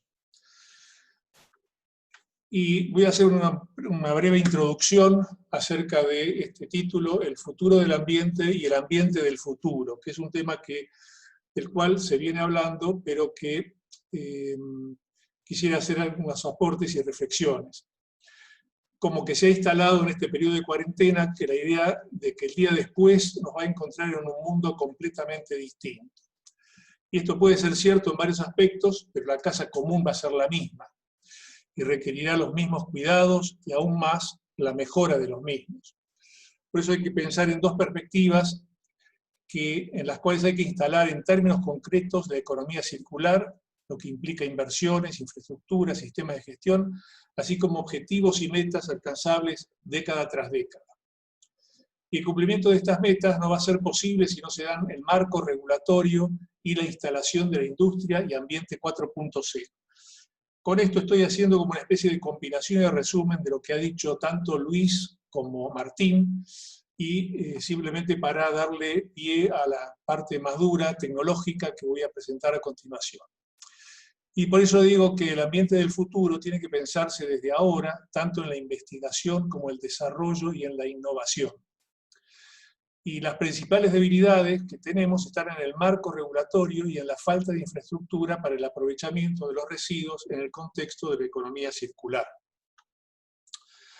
Tenemos que el marco regulatorio es obsoleto por su antigüedad, incompleto porque no aborda ciertos residuos específicamente, como por ejemplo los neumáticos fuera de uso, los residuos industriales no peligrosos, llamados no especiales en la provincia de Buenos Aires, o sea, los RINES, Y en este aspecto ya hay mucho dicho y escrito, pero poco implementado para que esto sea una realidad y tenga además una mirada adecuada al 2030, como al 2040 y al 2050, en tanto que metas a cumplir. Por tanto, desde las políticas de Estado como desde el sector privado, hay que implementar y resolver simultáneamente las regulaciones como las posibilidades de invertir y desarrollar una industria circular. Hay muchos aspectos que no están contemplados y otros que requieren de una actualización, especialmente para dar paso a las nuevas tecnologías que se han desarrollado en los últimos 20 años. Y en esto, en materia de falta de marco regulatorio, ¿cierto? Junto a esta reflexión con lo último que ha estado diciendo Martín respecto de la incorporación del biometano en la reglamentación de la ley 26093 como complemento del gas natural. Y un aspecto que se deriva en parte de un marco desactualizado, así como la falta de infraestructura, es la cantidad de basurales que hay en el país. Y este tema de los basurales urbanos requiere una decidida acción desde los municipios y las provincias. Y será posible solamente si desde los organismos públicos se favorece la inversión y la gestión privadas. Entrando ya en los temas de la economía circular, los residuos en la economía circular, decimos que no hay economía circular sin reciclado y valorización energética. La valorización energética de la fracción orgánica a biogás, biometano, la valorización energética de reciclables, en la fracción rechazo, como veremos, como combustible derivado de residuos, llamado CDR, para la generación eléctrica y generación de vapor, y la sustitución térmica en industrias de alta demanda energética. Ambos procesos van ligados y al final de la vida útil de los reciclados queda aún la valorización energética de los materiales combustibles. Y la valorización energética por coprocesamiento en hornos cementeros es la más eficiente y limpia. Los contenidos de nitrógeno y de carbono orgánico en estos residuos que se revalorizan energéticamente disminuyen las emisiones de NOx y las emisiones de dióxido de carbono. Es lo que disminuye entonces la huella de carbono. Todo esto tiene, por supuesto, relación con los gases de efecto invernadero. Vamos entrando entonces en la parte ya más dura de la presentación, que es la composición de los residuos. Entonces tenemos los residuos sólidos urbanos, una fracción reciclable en el orden del 20 al 30%, estos son estimaciones. Lo que sí es cierto es que la fracción orgánica en nuestro país está en el 50%. Hago referencia a lo que decía Martín, que se genera por día y por persona 1 kilo de residuos, y lo que acabo de llamar como fracción rechazo de los reciclables es entre un 20 y un 30%. Depende, digamos, de cada localidad y cada tipo de infraestructura que exista. A esto se agregan los residuos industriales, los RINES, los residuos no peligrosos, que se generan a partir de las industrias. Entonces, una composición estándar, ¿no es cierto?, de los residuos sólidos urbanos, que está dividido en la fracción orgánica, o FORSU, y la otra parte que son los reciclables. Aquí vemos en el gráfico un 50% de fracción orgánica y el resto distribuido entre papeles, cartones, plásticos, textiles, madera, poda y jardín, vidrio, metales ferrosos y no ferrosos. Empecemos entonces con una ruta procesal para los RCU más los RINES. Como primera etapa tenemos un equipo llamado EcoStar que hace la separación entre la fracción orgánica y las reciclables. Entonces tenemos por un lado reciclables más rechazo, que ese es el 50%, y la fracción orgánica el otro 50%. Después viene una separación por tamaño, esto es para hacer más eficientes los procesos, vamos a ver los videos que vamos a ver a continuación, que es importante esta separación por tamaño, porque lo que ya está en tamaño, o bien pasa a ser CDR directamente, o lo que supera un tamaño determinado pasa a una separación manual para obtener materiales recuperados y dar paso a los reciclados. Y lo que es la fracción rechazo, entonces, con los equipos de la firma Lindner, que son los equipos Polaris, Urraco y Comet, de todo esto vamos a ver videos, así que obtenemos el CDR. El CDR se puede producir a 50 milímetros, que va al precalcinador de los hornos cementeros, o a 25 milímetros, que va al quemador principal de los hornos de cemento. Aquí tenemos entonces el EcoStar haciendo la separación de la fracción orgánica. Ustedes ven que lo que sale por el frente del equipo son los reciclables, y al costado está siendo acumulada la fracción orgánica. Esta fracción orgánica es lo que se destina, después no lo vamos a ver hoy, a la producción de biogás específicamente. Aquí tenemos con otro paso del proceso, esta separación de reciclables según el tamaño. Entonces, los que superan un tamaño determinado siguen de largo, y lo que ya está, que vemos aquí, que sale hacia la derecha, está en tamaño ya como para ser procesado o embalado como CDR. Aquí tenemos un equipo de EcoStar que está procesando 35 toneladas por hora, separando la fracción de 50 milímetros, menor a 50 milímetros, perdón, que es el 35% del input. O sea que esto hace más eficiente la línea de producción, porque este 35% no necesito pasarlo por el triturador. Y la fracción mayor a 50 milímetros es lo que sí necesita ir al triturador.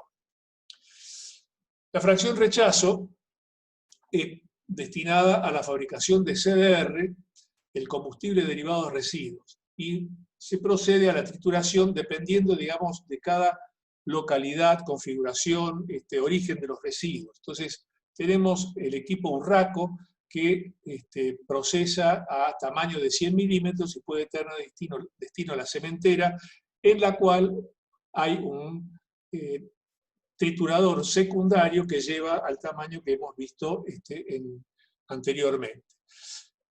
El equipo Polaris, también en origen, a un tamaño de 80 milímetros, hay ciertas instalaciones cementeras que pueden admitir a 80 milímetros, de la Polaris lo que hace es en un solo paso generar CDR.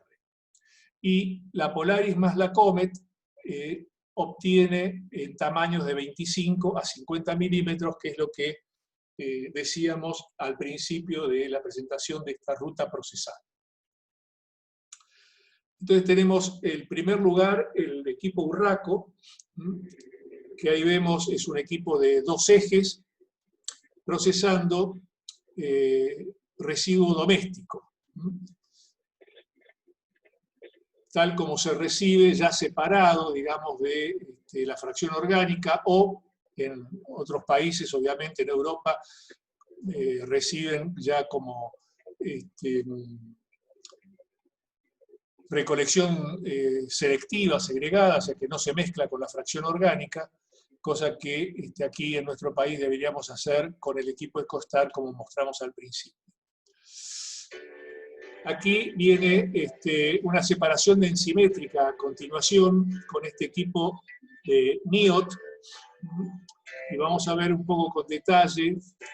La idea de este equipo NIOT es separar aquello que es el material no triturable, que vemos aquí, y aquello que sigue de largo es lo que va a CDR o RDF, como se denomina en inglés.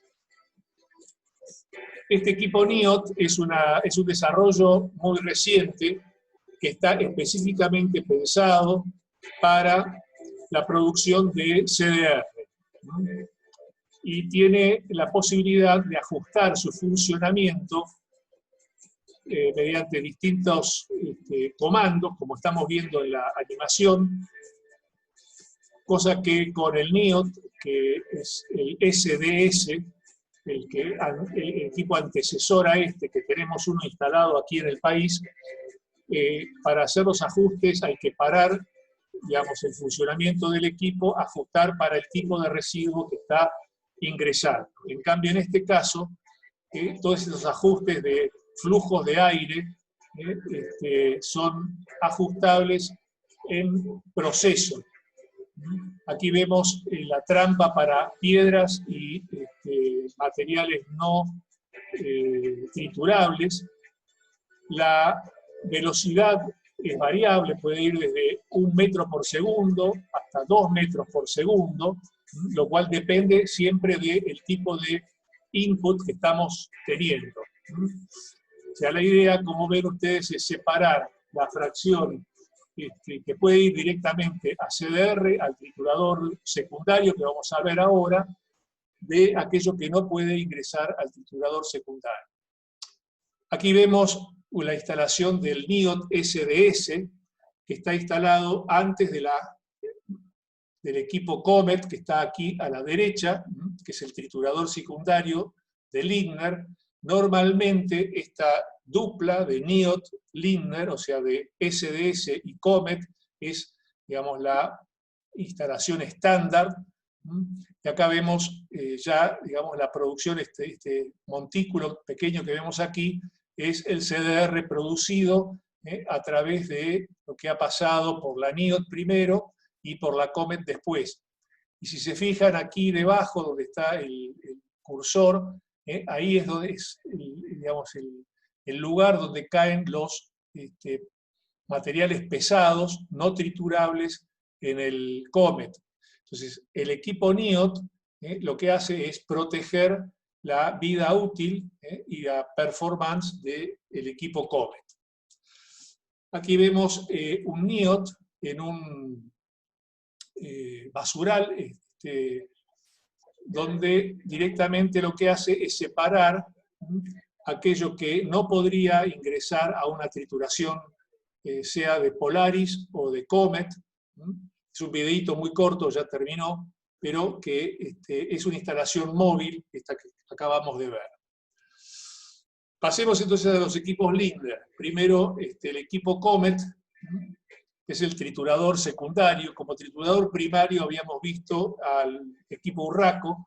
Acá estamos recibiendo plásticos que vienen enfardados de origen, en donde se hace la colección, y pasan, digamos, con esta fracción ya triturada a 50 milímetros, se obtiene el CDR.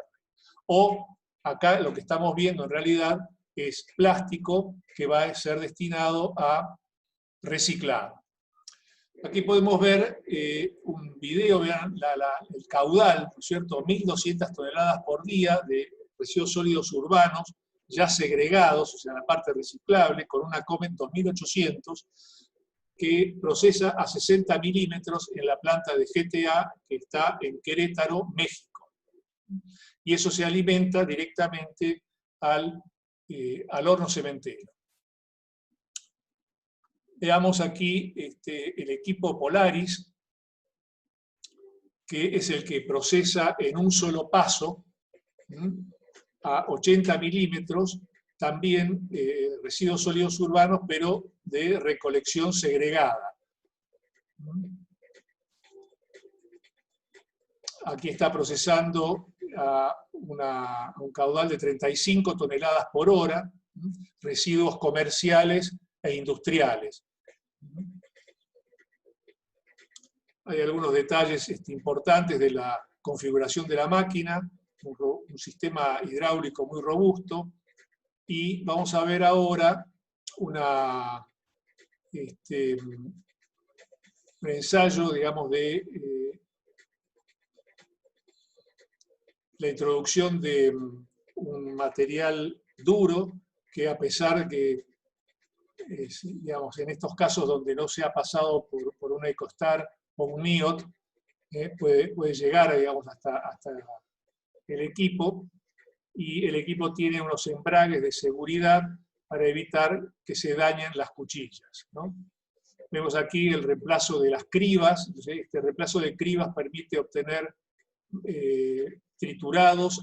Acá ven está el material que ahí se traba, ¿cierto? Y tiene un embrague de seguridad para evitar que se dañe el equipo. Llegamos finalmente al tema de los neumáticos fuera de uso, un tema pendiente en nuestro país, donde se generan 130.000 toneladas por año. Tenemos como primera triturador primario la Urraco, que ya hemos mencionado, que produce los chips de 100 milímetros, y planta fija de Forrec, que produce chips de 50 milímetros destinados a CDR, y hasta de 2 milímetros para utilizar la goma en reciclados de diversas aplicaciones.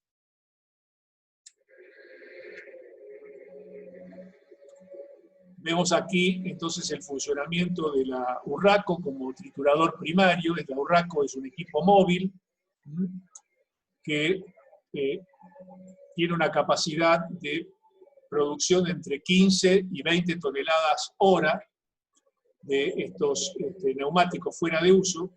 Esta variabilidad entre 15 a 20 toneladas depende del tamaño de los neumáticos.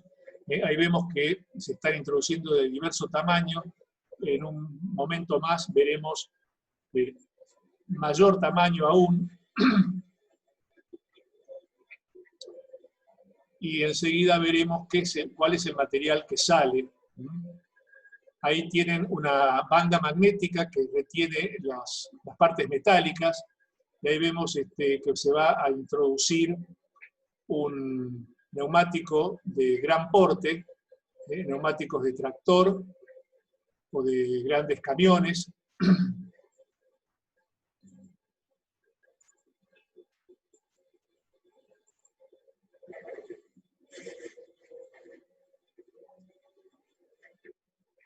Entonces, dependiendo de cómo es el depósito, digamos, de los NFU, tendremos una capacidad de procesamiento de entre 15 a 20 toneladas por hora.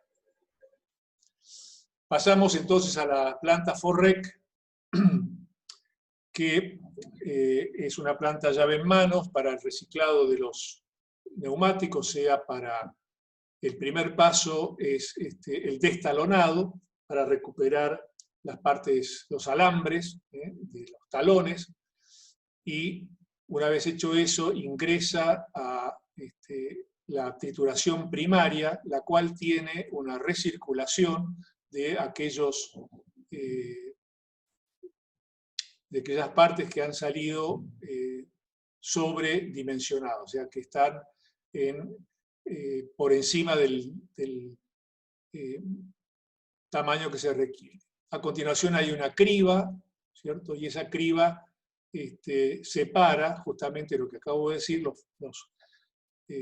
la parte que está oversize, o sea, sobre tamaño, y el resto sigue adelante para pasar de 100 milímetros, en 100 milímetros podemos pasar a 20, esos a 20 milímetros ya es material que puede servir para combustible derivado de residuos.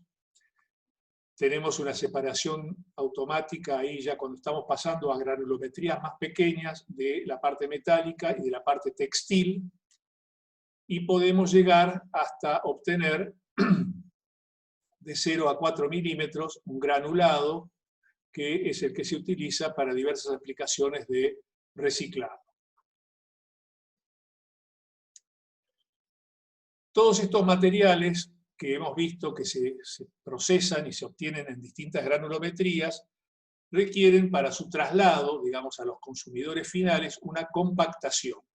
Y esto se lleva a cabo con estos compactadores PAL, y en particular estamos presentando aquí la compactadora Docon, que ahí se ve la salida del CDR compactado a una densidad de entre 0,7 y 0,8.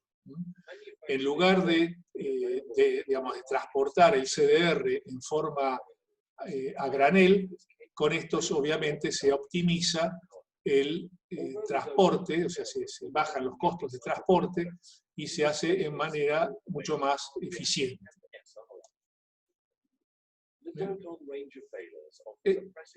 Esta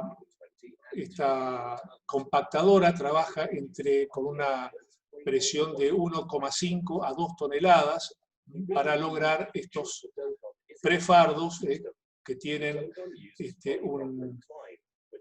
una atadura de hilo de polipropileno, que es mucho más barato que el de los unchos de polipropileno y que, por supuesto, los alambres que se utilizan para otro tipo de enfardados.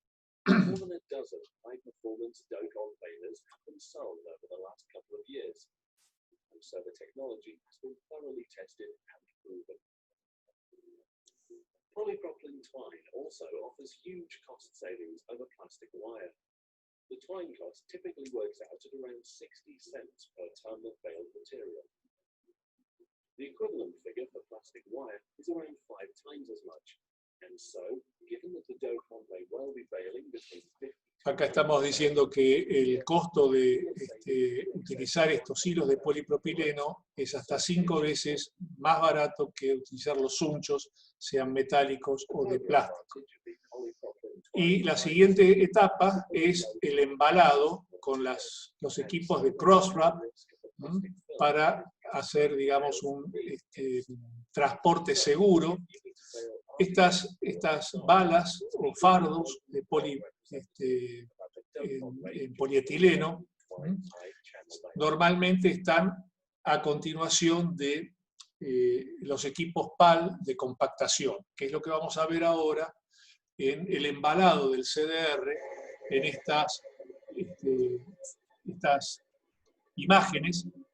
Ahí tenemos específicamente la embaladora Crosswrap CW2200, que es el equipo estándar de Crosswrap, que sirve para tanto embalar y hacer posible el transporte de CDR, como también de RCU sin tratar, dado que hay algunos rellenos, sobre todo en países de Hispanoamérica, que en lugar de depositar a granel los residuos sólidos urbanos, ya seleccionados, separados de la fracción orgánica, por supuesto, depositan estas balas o fardos dentro del relleno, logrando de esa manera una utilización mucho más eficiente del espacio disponible, ¿no?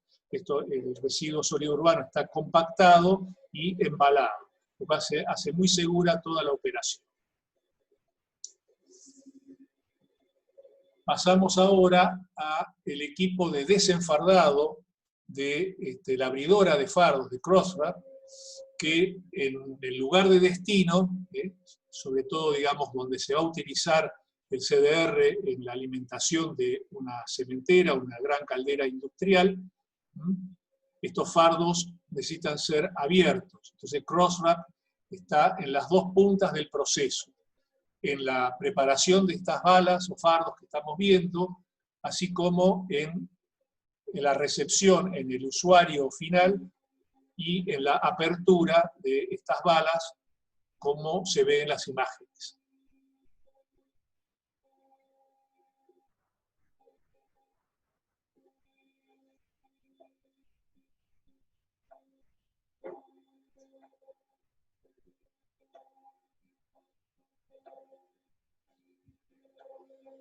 Ahí vemos cómo va a ingresar, va a tener un corte inferior y un corte superior. Ahí ven la cuchilla que corta el plástico, que es el polietileno del embalaje.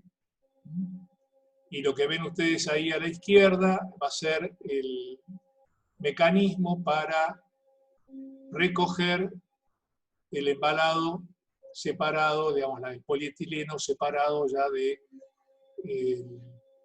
CDR propiamente dicho.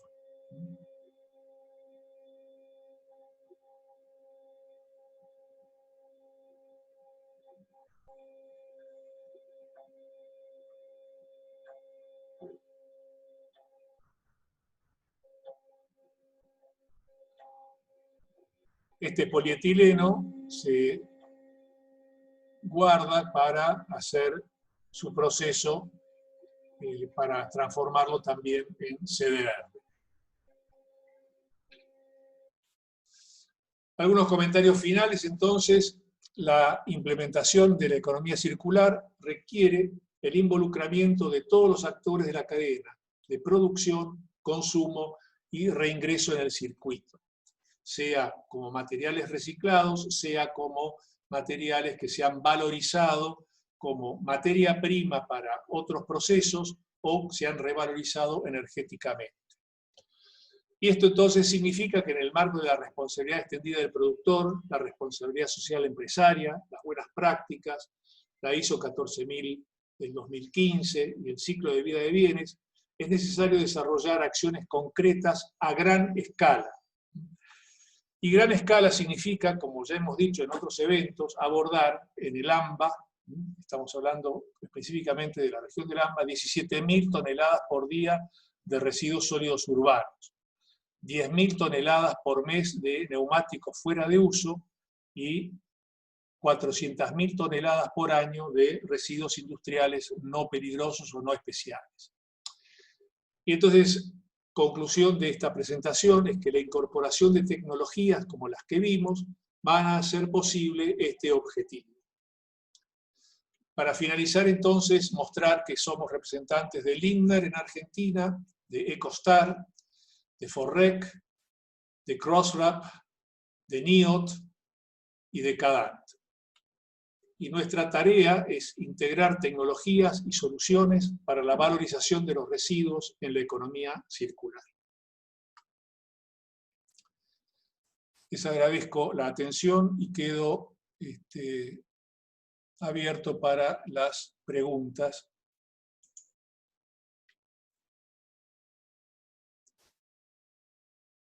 Hay una pregunta que ya la había contestado hacia el final de la presentación de la abridora de fardos de Crosswrap. Cecilia Napoli pregunta, a su vez el film que contiene los fardos es de un material que permite ser parte del reciclaje posterior. Sí, puede ser reciclado como tal polietileno o puede ser utilizado para triturar, ¿no es cierto?, y convertirlo en CDR.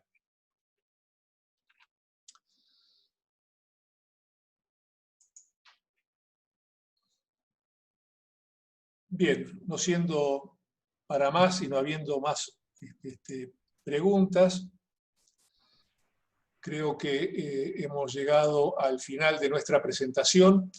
Les agradezco la participación a todos los participantes, tanto también a Luis Lehmann como a Martín Pagliaro por sus excelentes presentaciones, y creo que hemos podido complementarnos adecuadamente, presentando, digamos, desde distintos ángulos todo esto que tiene que ver con los nuevos paradigmas, las posibilidades de obtener el biometano y las tecnologías necesarias para utilizar, digamos, los residuos en forma de reciclados o de revalorización energética. Gracias a todos y nos veremos en la próxima reunión. Gracias. Muchísimas gracias. Un abrazo, Vitol. Gracias, Luis. Fuerte Gracias. cariño. Y gracias a toda la audiencia.